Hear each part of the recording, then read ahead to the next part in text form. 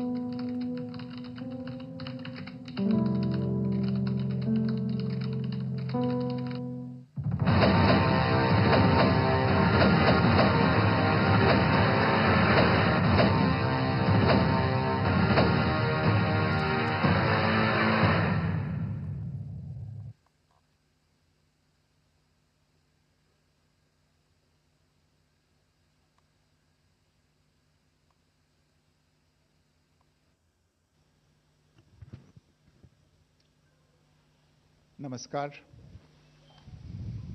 इस ब्रीफिंग में शामिल होने के लिए आप सभी का धन्यवाद। जैसा कि आप सभी जानते हैं, 22 अप्रैल 2025 को लश्कर तैयबा से संबंधित पाकिस्तानी और पाकिस्तान प्रशिक्षित आतंकवादियों ने भारत में जम्मू और कश्मीर के पहलगाम में भारतीय पर्यटकों पर बर्बरतापूर्ण हमला किया। 25 भारतीयों और एक नेपाली नागरिक को कायरतापूर्ण मौत के घाट उतार दिया गया। मुंबई के 26 नवंबर 2008 के हमलों के बाद यह भारत में हुई किसी आतंकवादी हमले में मारे गए आम नागरिकों की संख्या की दृष्टि से सबसे गंभीर घटना है। पहलगाम का हमला अत्यधिक बर्बरतापूर्ण था, जिसमें वहां मौजूद लोगों को करीब से और उनके परिवारों के सामने सिर पर गोली मारी गई। हत्या के इस तरीके से परिवार के सदस्यों को जानबूझकर आघात पहुंचाया गया। साथ ही उन्हें यह नसीहत भी दी गई कि वे वापस जाकर इस संदेश को पहुंचा दें। यह हमला स्पष्ट रूप से जम्मू और कश्मीर में बहाल हो रही सामान्य स्थिति को बाधित करने के उद्देश्य से किया गया था। चूंकि पर्यटन फिर से अर्थव्यवस्था का मुख्य आधार बन रहा था, इस हमले का मुख्य उद्देश्य इसे प्रतिकूल रूप से प्रभावित करना था। पिछले वर्ष आप सभी जानते हैं 2.25 करोड़ से अधिक पर्यटक कश्मीर आए थे। इस हमले का मुख्य उद्देश्य इसलिए संभवतः यह था कि इस संघ राज्य क्षेत्र में विकास और प्रगति को नुकसान पहुंचाकर इसे पिछड़ा बनाए रखा जाए और पाकिस्तान से लगातार होने वाले सीमा पार आतंकवाद के लिए उपजाऊ जमीन बनाने में सहायता की जाए। हमले का यह तरीका जम्मू और कश्मीर और शेष राष्ट्र दोनों में सांप्रदायिक दंगे भड़काने के उद्देश्य से भी प्रेरित था। इसका श्रेय सरकार और भारत के सभी नागरिकों को दिया जाना चाहिए कि इन प्रयासों को विफल कर दिया गया। एक समूह ने खुद को रेजिस्टेंस फ्रंट TRF कहते हुए इस हमले की जिम्मेदारी ली है। यह समूह संयुक्त राष्ट्र द्वारा प्रतिबंधित पाकिस्तानी आतंकवादी समूह लश्कर तैयबा से जुड़ा हुआ है। यह उल्लेखनीय है कि भारत ने मई और नवंबर 2024 में संयुक्त राष्ट्र की 1267 कमेटी की सैंक्शंस मॉनिटरिंग टीम को अर्धवार्षिक रिपोर्ट प्रस्तुत की थी, जिसमें TRF के बारे में साफ इनपुट दिए गए थे। इससे पाकिस्तान स्थित आतंकवादी समूहों के लिए कवर के रूप में टीआरएफ की भूमिका सामने आई थी। इससे पहले भी दिसंबर 2023 में भारत ने इस टीम को लश्कर-ए-तैयबा और जैश-ए-मोहम्मद के बारे में सूचित किया था, जो टीआरएफ जैसे छोटे आतंकवादी समूहों के माध्यम से अपनी गतिविधियों को संचालित कर रहे हैं। इस संबंध में 25 अप्रैल को यूएन सिक्योरिटी काउंसिल प्रेस वक्तव्य में टीआरएफ के संदर्भ को हटाने के लिए पाकिस्तान के दबाव पर भी ध्यान दिया जाना चाहिए। पहलगाम आतंकवादी हमले की जांच से पाकिस्तान के साथ आतंकवादियों के संपर्क उजागर हुए हैं। रेजिस्टेंस फ्रंट द्वारा किए गए दावे और लश्कर-ए-तैयबा से ज्ञात सोशल मीडिया हैंडल द्वारा इसको रीपोस्ट किया जाना इसकी पुष्टि करता है। चश्मदीद गवाहों और विभिन्न जांच एजेंसियों को उपलब्ध अन्य सूचनाओं के आधार पर हमलावरों की पहचान भी हुई है। हमारी इंटेलिजेंस ने इस टीम के योजनाकारों और उनके समर्थकों की जानकारी जुटाई है।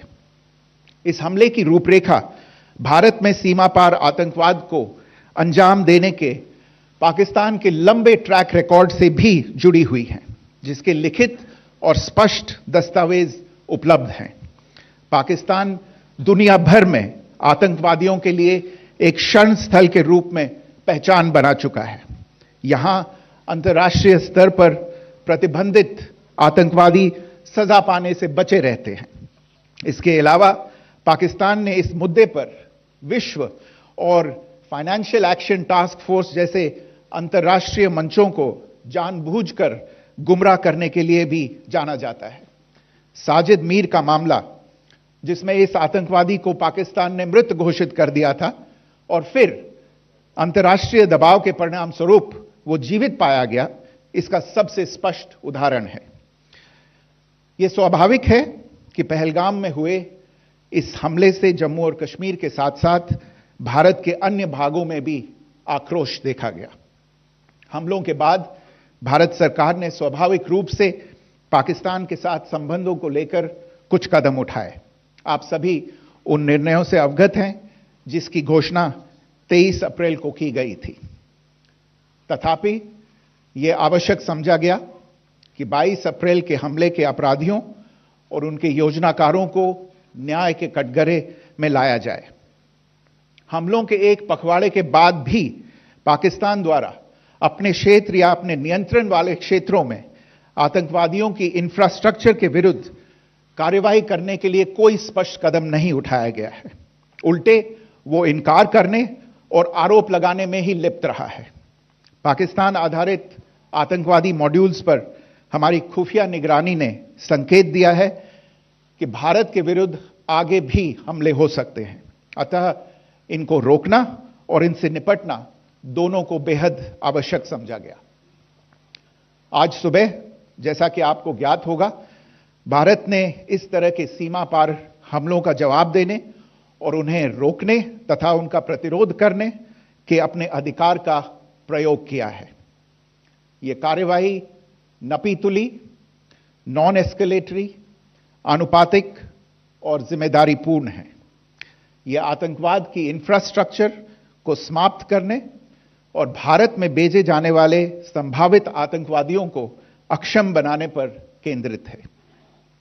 आपको यह भी स्मरण होगा कि 25 अप्रैल 2025 को संयुक्त राष्ट्र सुरक्षा परिषद ने पहलगाम आतंकवादी हमले पर एक प्रेस वक्तव्य जारी किया था, जिसमें आतंकवाद के इस निंदनीय कार्य के अपराधियों, आयोजकों, फाइनेंसरों और प्रायोजकों को जवाबदेह ठहराने और उन्हें न्याय के दायरे में लाने की आवश्यकता पर जोर दिया गया था।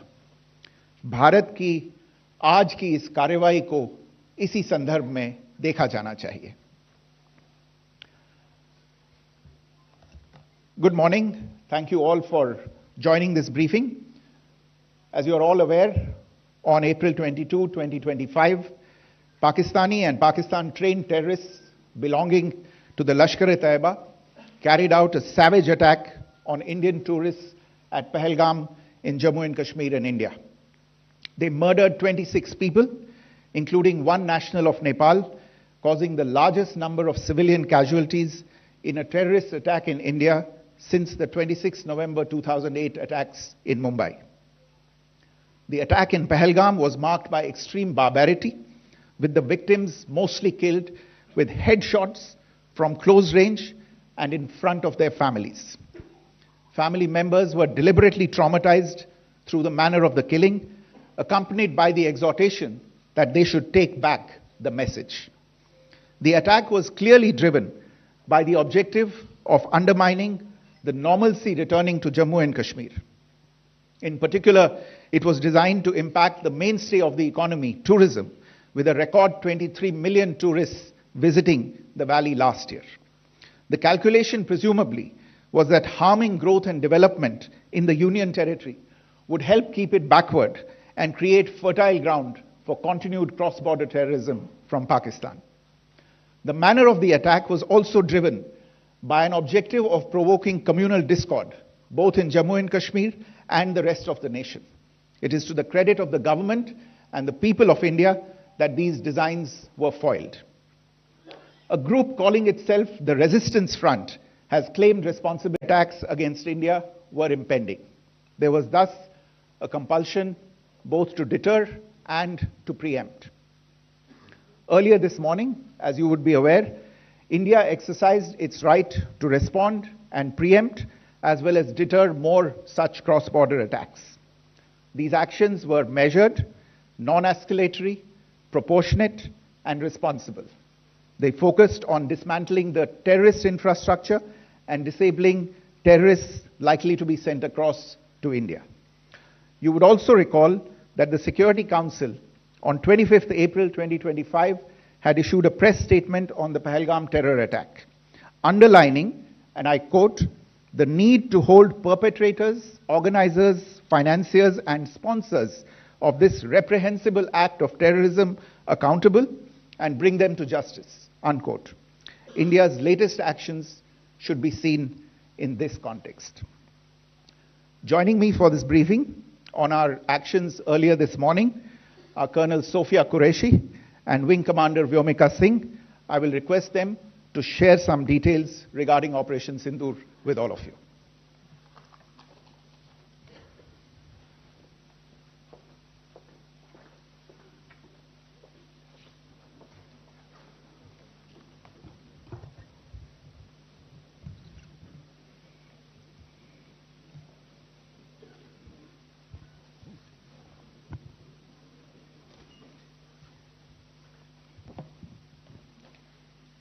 सुप्रभात देवियों और सज्जनों, मैं कर्नल सोफिया कुरैशी और मेरे साथ विंग कमांडर व्योमिका सिंह आज आपको 6 से 7 मई 2025 की रात 1:05 से 1:30 बजे के बीच भारतीय सशस्त्र बलों द्वारा अंजाम दिए गए ऑपरेशन सिंदूर के बारे में जानकारी देंगे।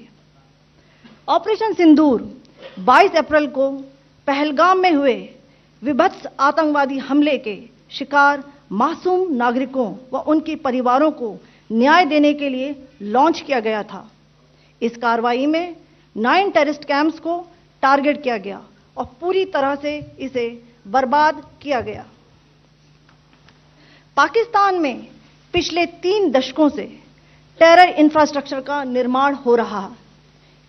इसमें recruitment, indoctrination centres, training areas व लॉन्च पैड शामिल थे, जो पाकिस्तान और पाक अधिकृत जम्मू कश्मीर POJK दोनों में फैले हैं। Operation Sindoor was launched by Indian Armed Forces to deliver justice to the victims of Pahalgam terror attack and their families. 9 terrorist camps were targeted and successfully destroyed. Over the last 3 decades, Pakistan has systematically built terror infrastructure. It is a complex web of recruitment and indoctrination centers, training areas for initial and refresher courses, and launch pads for handlers. These camps are located both in Pakistan as well as Pakistan-occupied Jammu and Kashmir areas. Some of the well-known training camps are located, as you can see on the screen. They are distributed from Savai Nala in the north, counting to approximately 21, ending at Bhagalpur to the south. इन लक्ष्यों का चयन विश्वसनीय intelligence सूचनाओं के आधार पर हुआ ताकि आतंक गतिविधियों की रीढ़ तोड़ी जा सके और यह खास ध्यान दिया गया कि निर्दोष नागरिकों और सिविलियन इंस्टॉलेशन को नुकसान न पहुंचे। The selection of these targets for Operation Sindoor was based on credible intelligence inputs and role of these facilities in perpetrating the terror activities. The locations were so selected to avoid damage to civilian infrastructures and loss of any civilian lives. This was done with due diligence, and the camps selected for targeting and their engagement will now be shown to you one by one. POJK के targets मैं आपको बताना चाहूंगी। सबसे पहले सवाई नाला camp Muzaffarabad, जो कि POJK के लाइन ऑफ कंट्रोल से 30 किलोमीटर दूर है। यह एक लश्कर तौयबा का ट्रेनिंग सेंटर था। 20 अक्टूबर 2024 सोनमर्ग, 24 अक्टूबर 24 गुलमर्ग, 22 अप्रैल 2025 पहलगाम, इन हमलों के आतंकियों ने यहीं से प्रशिक्षण लिया था। सैयदना बिलाल कैंप मुजफ्फराबाद, यह एक जैश ए मोहम्मद का स्टेजिंग एरिया है। यह हथियार विस्फोटक और जंगल सर्वाइवल ट्रेनिंग का केंद्र भी था। गुलपुर कैंप कोटली, यह LOC से 30 किलोमीटर दूर था। लश्कर तौयबा का बेस था जो रजौरी पुंछ में सक्रिय था। 20 अप्रैल 2023 को पुंछ में और 9 जून 2024 को तीर्थ यात्रियों के बस हमले में यहीं से आतंकी को ट्रेन किया गया था।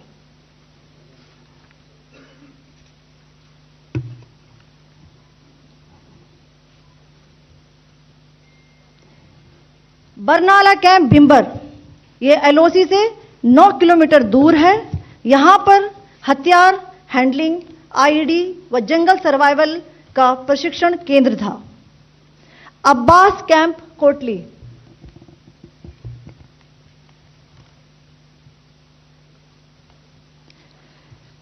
यह LOC से 13 किलोमीटर दूर है। लश्कर तौयबा का फिदाइन यहां तैयार होता था। इसकी कैपेसिटी 15 टेररिस्ट को ट्रेन करने की थी।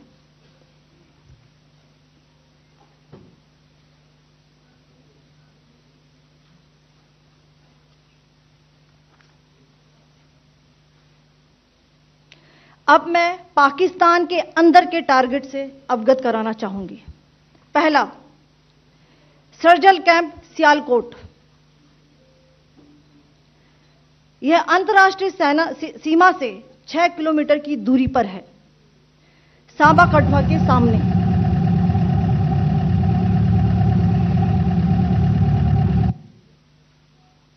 मार्च 2025 में जम्मू एंड कश्मीर पुलिस के 4 जवानों की जो हत्या की गई थी, उन आतंकवादियों को इसी जगह पर ट्रेन किया गया था।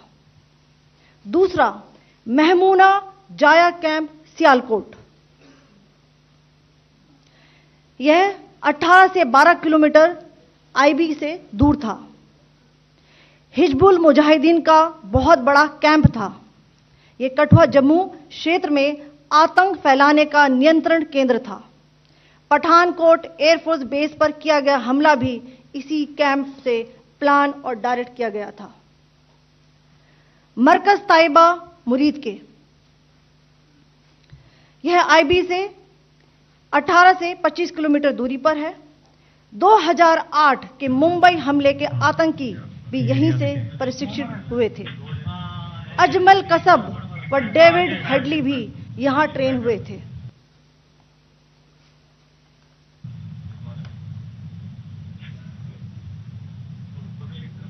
आगे दूसरा आया।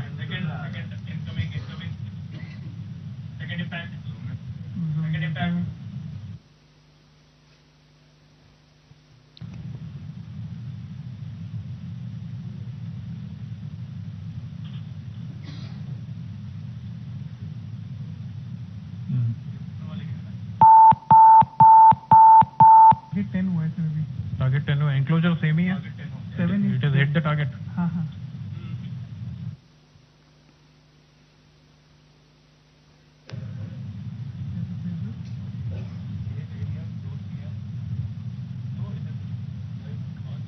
आ गया सर इम्पैक्ट।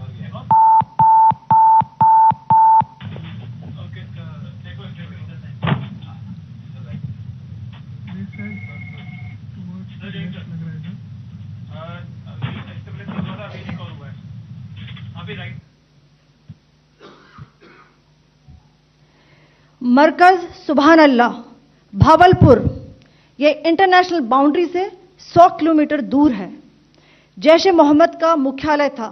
यहाँ पर रिक्रूटमेंट, ट्रेनिंग व इंडॉक्ट्रिनेशन का केंद्र भी था।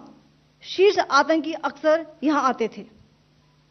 मैं आप सबको बताना चाहती हूँ कि किसी भी सैन्य ठिकाने का निशाना नहीं बनाया गया और अभी तक किसी तरह की नागरिक क्षति की रिपोर्ट नहीं है।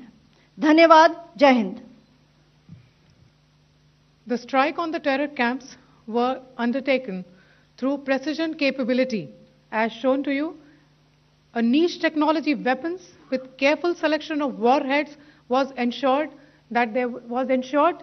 so that there will be no collateral damage. The point of impact in each of the target was a specific building or a group of buildings. All the targets were neutralized with clinical efficiency, and the results reiterate the professionalism of the Indian Armed Forces in the planning and execution of their operations. No military establishments were targeted. India has demonstrated considerable restraint in its response. However, it must be said that the Indian Armed Forces are fully prepared to respond to Pakistani misadventures, if any, that will escalate the situation. Jai Hind, and thank you very much. Ladies and gentlemen, friends in the media, I ask your indulgence today in view of the fact that this is still an evolving situation. We will therefore not be able to take questions and answers today, but we will come back for more updates and more briefings shortly. Thank you all very much for joining us this morning. Thank you. Jai Hind.